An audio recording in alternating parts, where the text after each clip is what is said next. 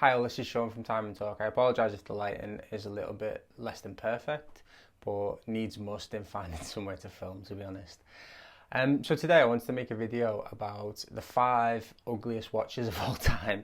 I feel a little bit harsh saying that, but these are not just watches that you don't really like the look of and you think are a little bit tasteless or whatever. These are watches that make you gasp in disgust when you see them.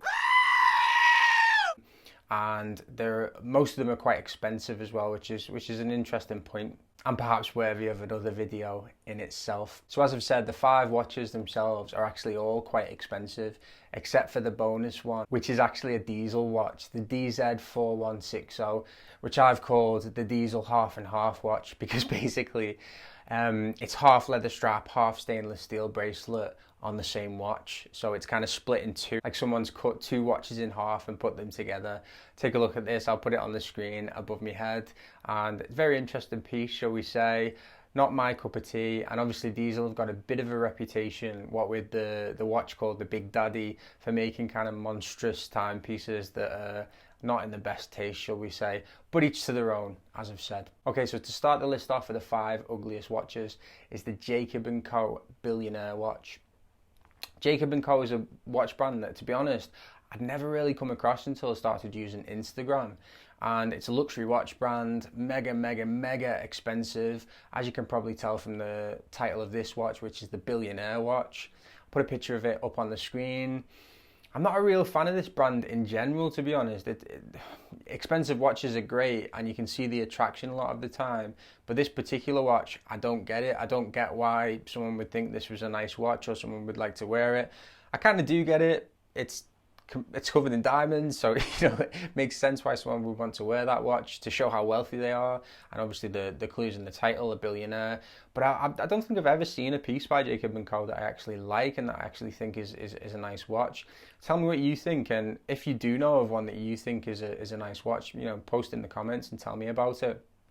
Another one that I'm familiar with is the Astronomia, is it called? And that's kind of supposed to be a horology style piece, and I think it's got a tourbillon and loads of different complications and things like that. I don't like it. I don't like the look of it.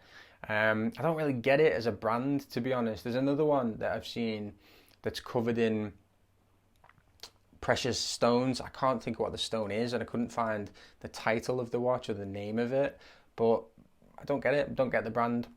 They're not marketed at me anyway, so that doesn't really matter. So number 2 is the Coren Bubble. Not that expensive, this watch. I don't get it. I don't get this watch either, to be honest. The aesthetics of it, I don't like. I don't like the watch. So it's kind of got a really domed crystal that distorts everything inside. The dials have kind of interesting designs on them of various sorts, and it's not an ordinary watch, shall we say. Tell me what you think of the Coren Bubble, because I know it's existed for quite a while and it is quite a historic piece, but I've never seen anyone wearing one, and I couldn't imagine when you would wear one and why you would wear one, to show that you're a little bit funky, a little bit different, I guess, but no.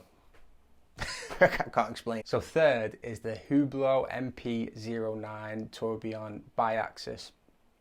So this watch is standard Hublot really, with a rubber strap and a sporty case, but the dial, the time of the dial is kind of off center, and then there are other complications. It looks like a kind of skeletonized dial. About 60 grand this watch costs, and I've just read up about it. It's only 30 meter water resistant as well, so if there was a watch in the world that you expected to have a high level of water resistance, it would be this watch, but apparently not.